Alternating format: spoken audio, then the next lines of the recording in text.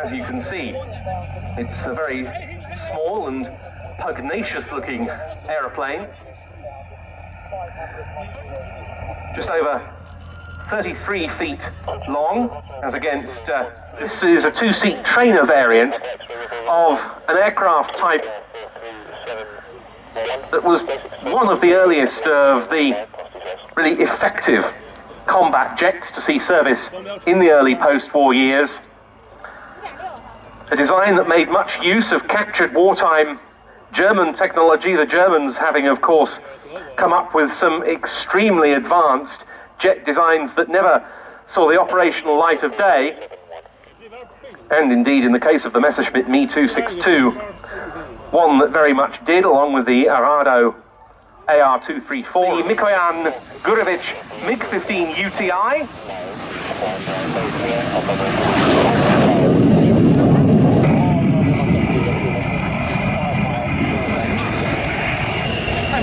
Represented here by a Polish license-built version, the WSK-Mielec SB Lim-2. I said was 35 degrees of wing sweepback. It was given heavy cannon armament for that bomber-destroyer role. It was the second Mikoyan-Gurevich jet after the straight-winged MiG-9, which had flown the previous year. But the MiG-15 represented a very serious advance. It first took to the air not long after the American jet that was to become its great adversary, the North American F-86 Sabre. And from the outset, the MiG-15 was able to exceed 1,000 kilometers per hour.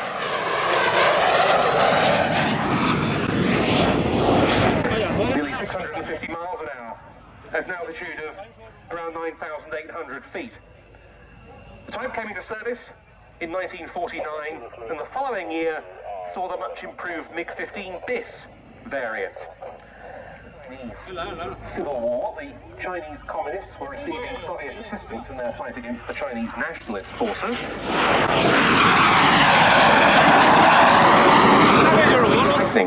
Of the Chinese nationalist side, but its most famous combat successes occurred between 1950 and 53 during the Korean War. Flying for the North Korean side, but it wasn't just North Koreans that piloted them, there were Soviet and Chinese pilots as well.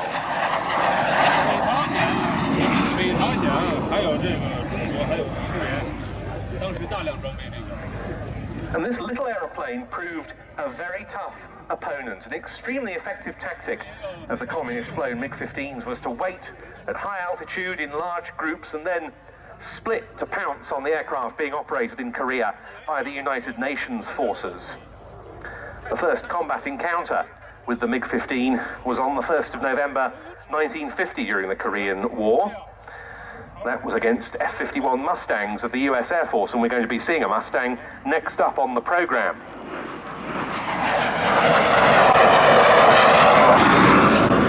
A week later came the first official jet versus jet kill, when a Lockheed F-80 Shooting Star of the US Air Force downed a MiG-15.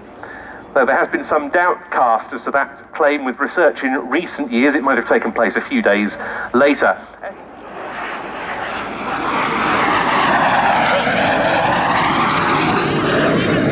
At lower altitudes, though, the F-86 had the edge over the MiG.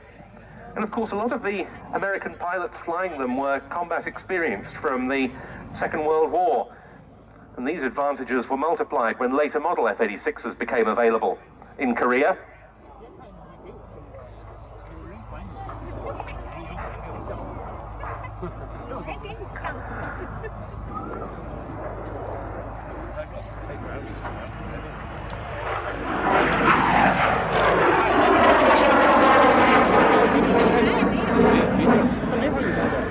As far as this aircraft's part in the history of the Fleet Air Arm of the Royal Navy is the reason why there's another MiG-15 on this airfield at the moment in the Fleet Air Arm Museum.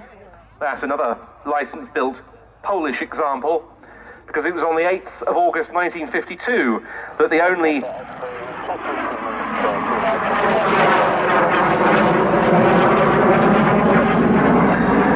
air-to-air kill of the Korean War by a British pilot was scored.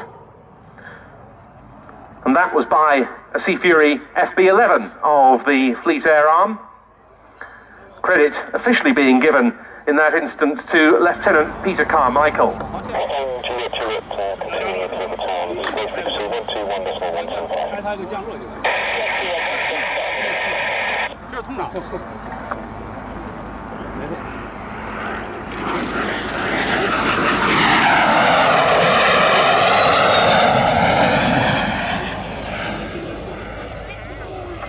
Through the rest of the Cold War, MiG-15s had occasional confrontations with Western aircraft around the fringes of Soviet and other communist territory.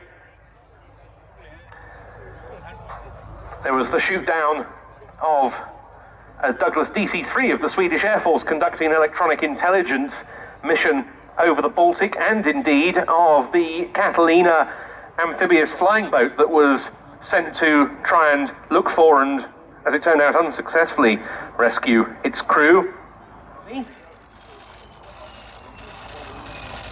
And there it is, being brought into land beautifully by the founder and boss of the Norwegian Air Force Historical Squadron, Kenneth Orkvisla, and the colour scheme he chose for the MiG-15 there is that